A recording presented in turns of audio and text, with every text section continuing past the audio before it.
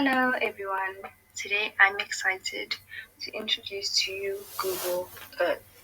It's a tool that I'll be using to explore the topic of physical features for grade 5 geography. So, what I love about Google Earth is that it's a tool that makes everything virtual for the kids. So we'll be using this tool to discover and we'll be using it to analyze all these physical features in South Africa that we'll be learning about in the topic. So, beautiful thing about this tool is that it is free. So it is accessible for learners as long as you have a device, then you should be able to explore and create your own projects. Another beautiful thing about it, in terms of accessibility, is that it caters a lot to learners who learn by seeing and not just listening or reading something. So, an example of that would be if we're focusing on the topic physical features, would be trying to define, for example, a bay. A bay, according to textbooks, is a dent or curve in the coastline, but it's a very difficult thing to imagine. So, what's beautiful about Google Earth is that it gives us that visual of a bay and it allows us to explore what is around a bay and what it is exactly that makes it a bay. Okay, So now what I'm doing so is that I am going to open my project named BPT. Now that I've opened my project up, we are on the map. Now, on this map, we have physical features of this country shown on there. Right now, we are on Algoa Bay. So, what I did like about this tool is that it makes everything fun and enjoyable. For now, we are going to be looking at how we're going to be using this in class. So we're going to be going to Algoa Bay. Now that we are in Algoa Bay, we just fly to it. There's a fly option right there. We've flown to Algoa Bay, and now that we're looking at it, we are able to see how a bay is supposed to look like. Right now, we just zoom out, and it's easier for the learners to understand what exactly a bay is because now they're looking at it. So then they can see that a bay starts from, excuse me, that a bay starts from this small point over there all the way up to there. So it's a pretty big bay. It's not a small piece like one would expect. So one would notice that usually land is usually in the place where the bay is supposed to be. But because it's a bay and it's been defined as a dent or curve in the coastline, that is the missing part over there. Right. So, excuse me. So again, we are now going to look at another physical feature. We're going to look at Table Mountain. What's nice about this tool is that we can fly to places. So now we are flying, and all of this makes everything so fun for the learners. It feels like you're on a plane yourself. So now we're looking at Table Mountain, and when it's looking like this, it doesn't really look like much of a mountain.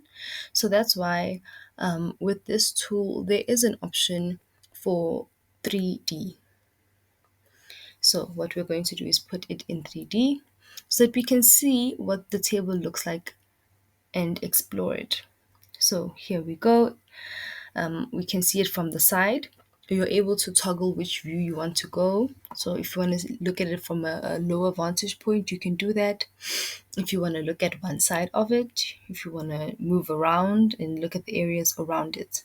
So it's pretty obvious from this point of view that this is a huge mountain. Now we move on to Drakensberg. Again, we are flying to Drakensberg all the way inland. This is Drakensberg, and there's nothing interesting to see here because all you see is green and red.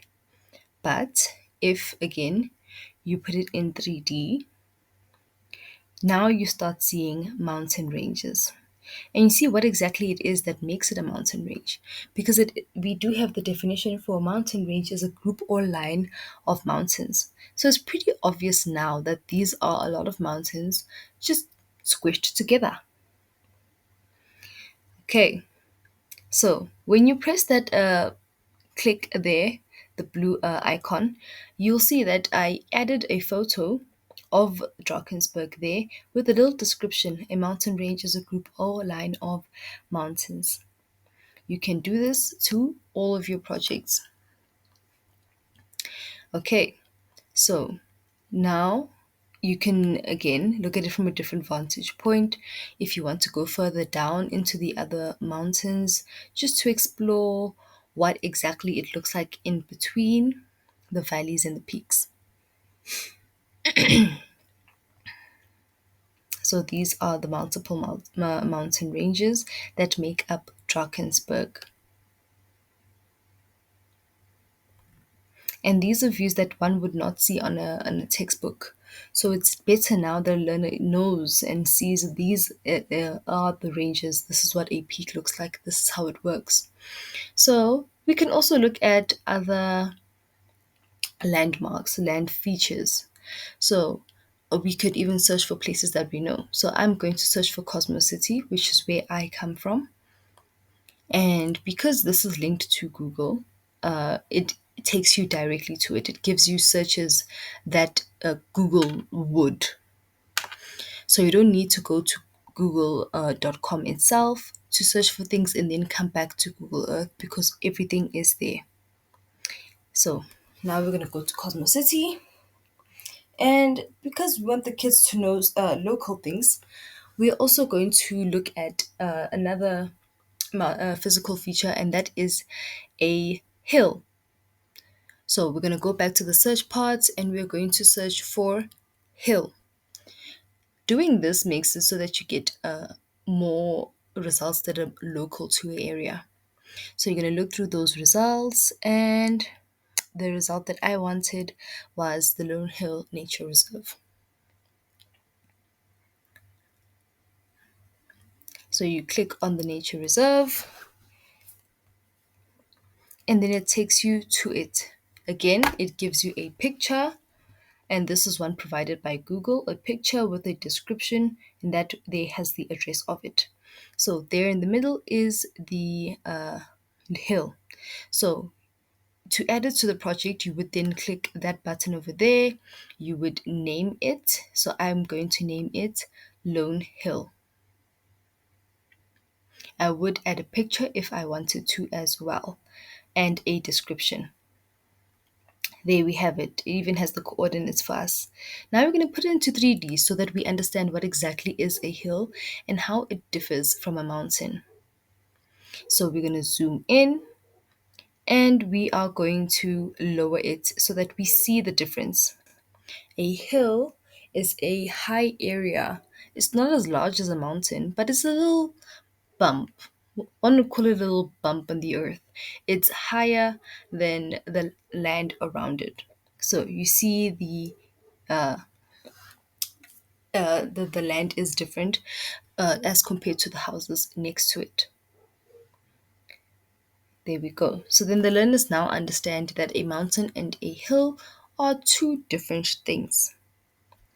So how I would use this tool to in class, because it can also it is enjoyable and we have made it accessible to learners. We are also thinking now about promoting critical thinking. We're promoting student engagement, facilitating deep learning. All of this can be done with creating projects. So, a topic like physical features, one would let a learner, well, group the learners and then give them their own physical features to do. So, one group, for example, would be given a bay, another group would be given a cape, another group would be given a mountain range, another would be given a hill. Because we are a country, we live in a country full of beautiful physical features, we have many. So if one would be looking for a mountain, one would be looking at Drakensberg. If you wanted something more local, you'd be looking at Magaliesberg, right? So the learners would then be given the task to research. And then there's the option of doing a slideshow. Again, we started with Algoa Bay, and it's giving us there on the side. We have the picture, we have the description, and the coordinates. And then we move on to number two, and we fly all the way back to Cape Town, Table Mountain, picture again, and we get the description and our coordinates. And even when we're doing a slideshow, we can still go into 3D mode, which I'll be demonstrating there. We can still do 3D. And then we will move on to our third location, which was Drakensberg. That part over there was given to us by Google. Sorry, this one wasn't. This one is mine. Sorry. But again, if you wanted to, we would do this in 3D again. We would then move on to number four, which is Lone Hill. And there we go. So, like I was saying, this would be a perfect project for the learners to do. They are going to do their own research.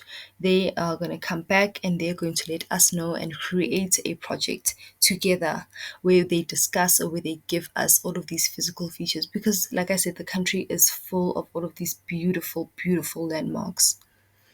So now we are going back and I'm showing you how we Google gives you the its own information. So again, I'm searching for Drakensberg here. I'm looking for the actual mountain.